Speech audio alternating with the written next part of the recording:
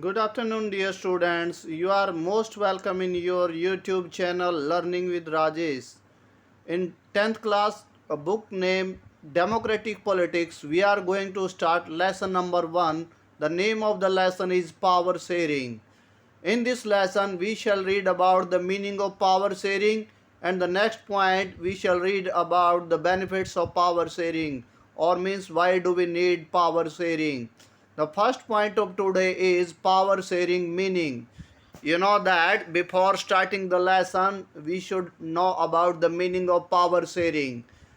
Meaning of power sharing is a sharing of power among the various groups such as social, political and pressure groups. It is known as power sharing. So you learnt about the electoral politics in the ninth class. In this lesson you learnt about the different constituencies and reserved constituencies. You learned that there are reserved constituencies in India for such social groups named as SC, ST. So you know that between the social groups and political groups means the political parties. I think you got the first point, the meaning of power sharing. The next point of today is why do we need power sharing? The next major topic of subtopic of the lesson is why do we need power sharing? Before reading the benefits of power sharing, we shall read the story of Belgium and Sri Lanka, which is given in NCERT book prescribed by NCERT in 10th class. So in these stories of Belgium and Sri Lanka, we are going to read about the Belgium story firstly. So there is ethnic composition of Belgium. So we shall read about the meaning of ethnic later on, but firstly we are going to read about the story of Belgium. It is an European country, and the next point, it shares its boundary with France, Germany, the Netherlands and the Luxembourg. There will be objective type question in the exam, so that which of the following countries share the boundary with Belgium, and you know the answer. And the next point, it is smaller than Haryana according to area. It means it's a smaller country. And the next point, 59% people speak Dutch and live in Flemish area. The whole country is divided in two areas. First is Flemish area and the next is Wallonia area. In Flemish area, 59% people speak Dutch language. And the next one, 40% people speak French language and live in Wallonia region. You know that there is people speak French. And the next, only 1% people speak German. And the next point is Brussels is the capital of Belgium. In the capital Brussels, there are two types of people. 80% people speak French and 20% people speak Dutch. There is a little bit difference between the Brussels people and the people of whole country. You know that in the whole country 59% people speak Dutch. On the other hand, in Brussels only 20% people speak Dutch. And the next point, French are rich and powerful. On the other hand, Dutch are in majority. You know that French people are less in number, but they are rich and powerful. On the other hand, Dutch are in majority. So they want to impress both of them, or it means French are rich and powerful. They think that they are powerful in the country, and on the other hand Dutch think that they are in majority, they can run the country according to their wish. So it means there will be dispute between them, and this is the problem. That's why there is dispute between Dutch and French. The next, composition of Sri Lanka. Ethnic composition of Sri Lanka. Sri Lanka is an island country. You learned this point in 9th class NCERT, 9th class geography topic 1.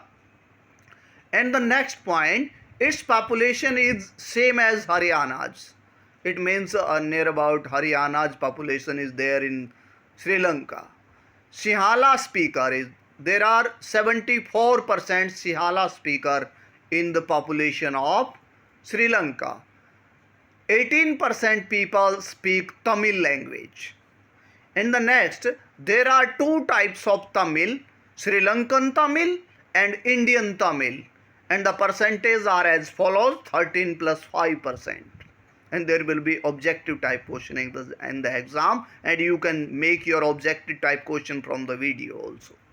And the next, Indian Tamils, there will be another question objective type.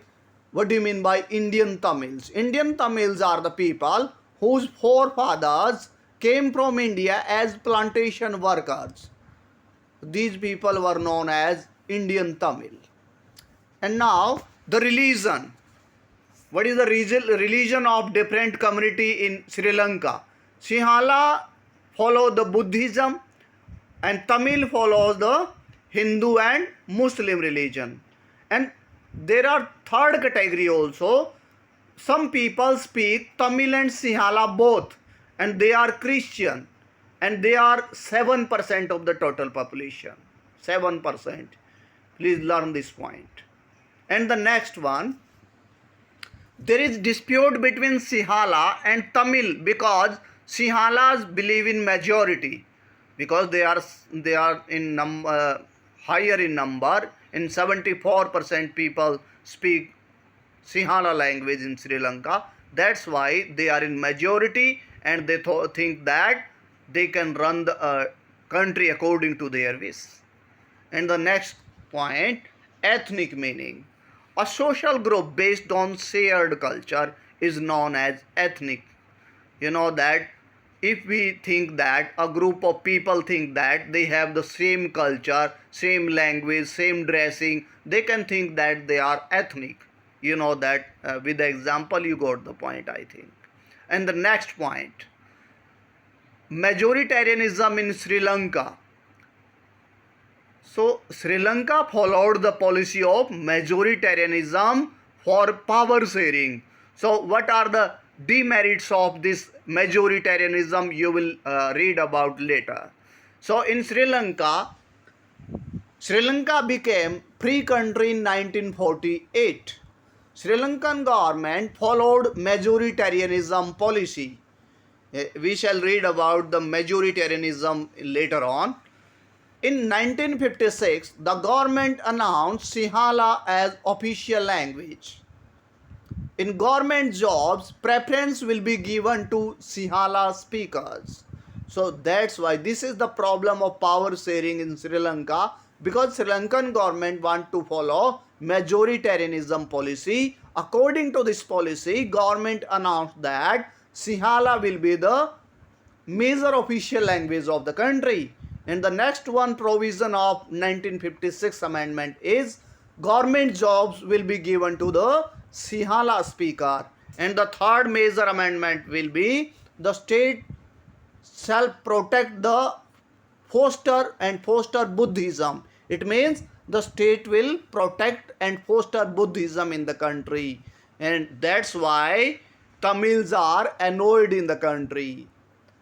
Now the last one point of today is meaning of majoritarianism. Before telling the meaning of majoritarianism, I am going to ask question from you. What is the meaning of power sharing? I think you know the answer very well. Power sharing means sharing of power among the various groups like social groups, political groups, pressure groups. I think you know the answer. And the next point, what is the or name the capital of Belgium? You know that Brussels is the capital. And 80% of people in the Brussels speak which language? You know that they speak French language. Only 20% people speak Dutch language. And the next one, when was amendment done in the constitution of Sri Lanka, or means the major provisions of Sri Lankan majoritarianism done by the government? You can answer that in 1956. Which was the main religion followed by the Sri Lankan government? And you can answer that Buddhism will be protected by the Sri Lankan government. And the last point of today is meaning of majoritarianism. This was the policy followed by the Sri Lankan government. Majoritarianism means the policy in which majority community make their rule according to their wish. This policy is known as majoritarianism, and I think you know the answer very well.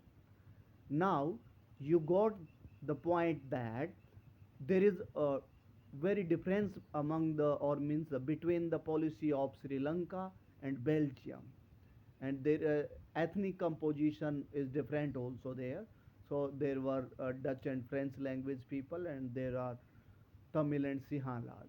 And later on in the lesson, we shall read about the benefits of power sharing. You know that people of Sri Lanka, Tamil people, annoyed because Sri Lankan government follow the majoritarianism policy. So that's why there is dispute between the Sihalas and Tamil in the Sri Lanka. So I think you got all the points of today. If you are new on my YouTube channel, please subscribe the channel, share and like also. Thank you and have a nice day.